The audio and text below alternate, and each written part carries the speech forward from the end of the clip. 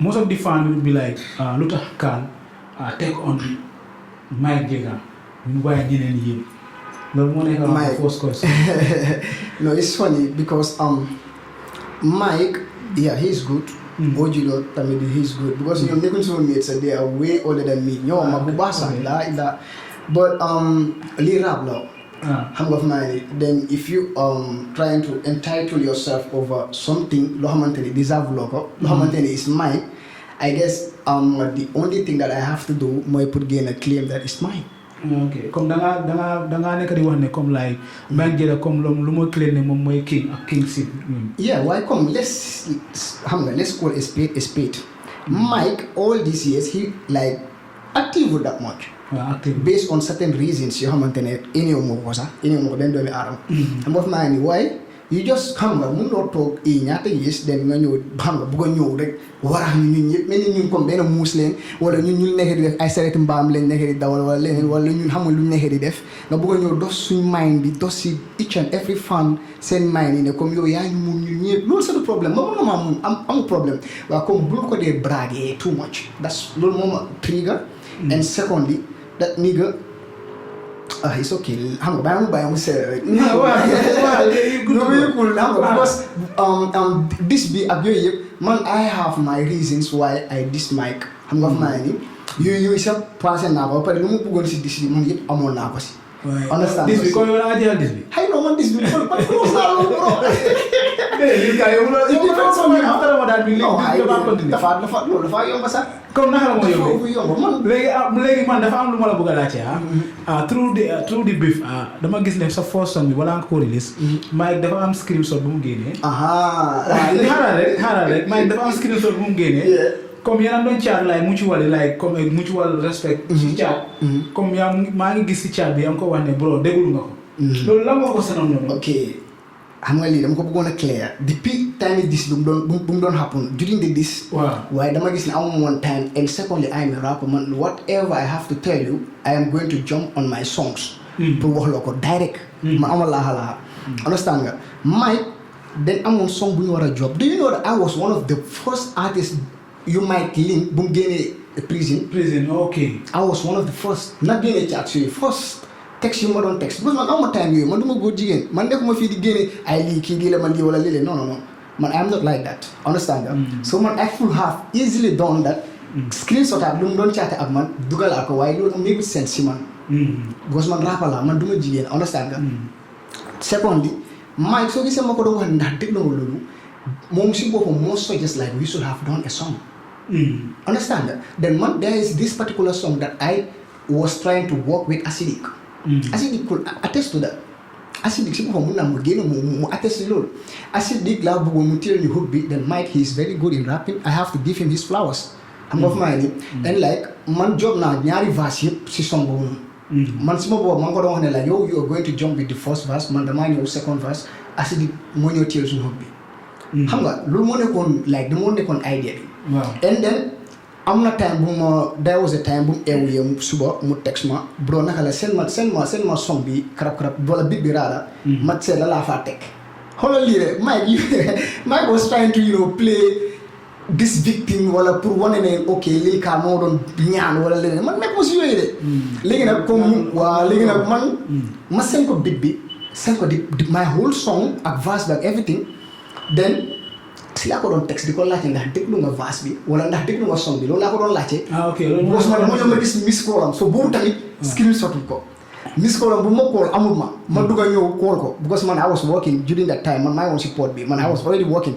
by then he was sleeping man I was working different we are different man like yow closer rap bi I am still gonna survive let's say there is no rap like they're gonna cancel this rap game for whole 1 year you said come I suffer I'm not gonna suffer bro wallahi azim yeah comme yaa ngi feel like comme yaa ngi ansi feneen through music yeah so loolu laa mean comme man time bu ma job Mike mu ngi nalaw both musical and physical stuff si yoo xamante ne maa ngi ko job tamit léegi la nga offense si Mike ba nga go offense mu dégg loolu moo tax Mike mu ngi like this thing the claim that he's the king I'm the king as well That's what I believe. Because man, nekkuma ko xamante ne leneen laa nekk di def rap laa nekk di def man I love what I am doing. I know what I am doing at the same time. So Mike war a génne di wax ne like he is a king. Loolu laa ko doon rectify rek ne ko ne bro you are no way close to that. So how do you feel when you were sending shots to Mike? Do you feel like ne mu la doon respond and do you feel like ne comme telu na? Mike the biggest response bu ma jox mooy bu mu jëlee suma stuff si dugal ko si internet bi nga ca ko loolu mu la wax ne loolu it triggered him. loolu mu la man xam nga laa ñu ko wax ne I gotta win naa ba pare. xam nga lu ma winee mooy bu ma dee ba ko doon jël stuff si dugal si social media bu ma wane ne like comme am na loo xamante ne génne na si moom loo xamante ne génne naa ko si moom te loolu laa bëggoon comme mentally dama bëggoon dox si boppam bi. That's what I want. Yeah, no hard feelings. The other side of it nag comme am na fans yu bari yu nga xamante ne nii. They did not even know your skills, your level of skills on rapping. Yeah. But wane nga ko fa. Man kudos on that. Thank you so much. Kudos on that on my shot. Waaye man si man comme bif bi warta jee. waaw warta jee mooy. ba léegi ñun fans yi ak Gambians yi ma ne Gambians yi c'est-à-dire déglu leen su nekkee ne da ngeen nekk di follow boppam bif bi ba léegi ñun xamuñ kan moo win. yes xamuñ Ojilo moo win ndax yow yaa win ndax Mike moo win ndax kan moo give up. kan moo daw res. man damaa wax ne maa win because man Ojilo moom kotuma la de sorry waaye Ojilo moom there is nothing xam nga loo xamante ne mu doon go through between me and him. The thing Ojilo sax su xoolee dafa mel ne like man what I told him like comme ñi pour ma wax ko waaye what I told him was like bro yow génnal awam ma lii man I can do it. di nga ko mën a handle. Yeah and I did it personally I handled it. léegi nañ waxtaanaa fans yi léegi ku leen stegaloon fii like a battle comme whereby because man si man personally musically foog naa loolu moo gën a am njëriñ. loolu am na sax. kan moo leen stegal. am na certain bëgguma name. Yeah there's this particular promoter I don't want to mention his name. xam nga I know he wouldn't love it because after all I tone it down in my own side based on my own reasons. waaw lu tax ma tone ko down. lu tax. Yeah I have my reasons. I turn it down because I am let me speak man. Let me speak. Xam nga one dama waroon a laajte lan la ngay put on the table. Yeah it was not favorable. comme lu ñu teg on the table loolu taxul man ma waroon a dem rap battle.